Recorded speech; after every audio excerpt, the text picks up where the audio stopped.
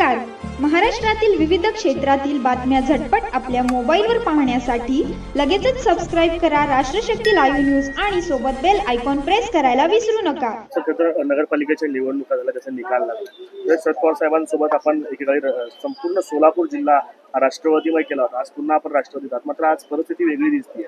एका दुसरा नगर परिषद वगळता कुठेही आता राष्ट्रवादी दिसत नाहीये. तुम्ही कशा पद्धतीने विश्लेषण? विकास आघाडीमध्ये आम्ही आघाडी केल्यामुळं वेगळं पक्षाचं क्रेडिट सांगणं योग्य होणार नाही.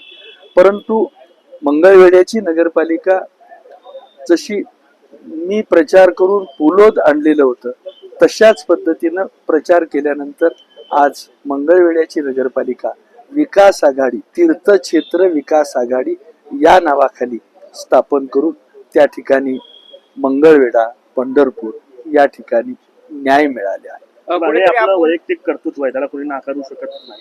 पण राष्ट्रवादीचा नेता म्हणून आता जिल्ह्याची जी परिस्थिती झाली आहे, राष्ट्रवादी कुठेतरी हद्दपार झाली अशा पद्धतीची स्थिती दिसते. स्फूर्ती मर्यादित राहिली असं वाटत नाही का? राष्ट्रवादी देखील असं म्हणाले की स्फूर्ती एका गावापुरता मर्यादित राहिली राष्ट्रवादी. ते त्यांच्या मागे व्याप खूप आहे आणि जरा पैलवान गडी असल्यामुळं ते फार खोलात जाऊन अभ्यास करत नाही. निम्म्या ठिकाणी आपण सत्तेत असतानाही पराभूत का झालो त्याचं आत्मपरीक्षण त्यांनी लोकांना सांगायला पाहिजे होतं. तसं न सांगता फक्त मनगटशाहीच्या जोरावर नुसतं रेटून बोलतात, पण त्याचं नियोजन केल्याचं काही जाणवलं नाही. त्या ठिकाणी आपण का गेलो नाही, आपण त्या ठिकाणी आलेलं अपयश कशाचं कारण आहे, सांगोल्यासारख्या ठिकाणी, पंढरपूर सारख्या ठिकाणी का अपयश आलं पक्षाला, याच्याबद्दलचा विचार काही केलेला दिसत नाही. कुठेतरी आपण म्हणाला 4 आमदार आहेत, 1 खासदार आहे, मात्र तरीही आपली स्फूर्ती मर्यादित असणारी जी नगर परिषद आहे त्याच्यात लढण्यात आपण मोठ्या प्रमाणावर जी शक्ती आहे ती घालवल्याचं चित्र पाहायला मिळतं. आपल्यासारख्या अनुभवी नेते असताना पण अशा पद्धतीने कुठेतरी पक्षाला वताहत होताना वाटत नाही का? 4 आमदार पक्षाचे असताना पक्षाला ताकद मिळणं आवश्यक होतं.